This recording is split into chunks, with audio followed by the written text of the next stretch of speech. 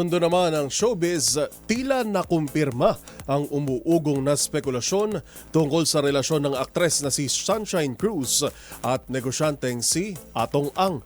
Ang dalawa kasi spotted na sweet sa isang sabungan.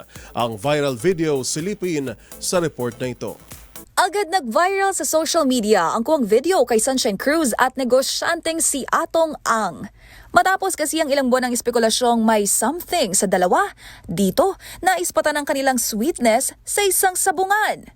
Sa naturang video na mayroon na ngayong 19 million views sa Facebook, kita ang pagtayo ng aktres para humalik kay Ang.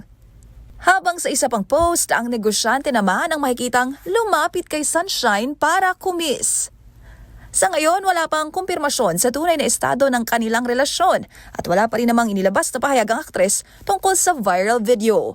Kung matatandaan, taong 2022 nang mahiwalay si Sunshine Cruz sa politikong si Maki Matay matapos ang halos 6 na taong relasyon, habang ang negosyante namang si Atong Ang ay huling na link sa aktres na si Gretchen Barreto.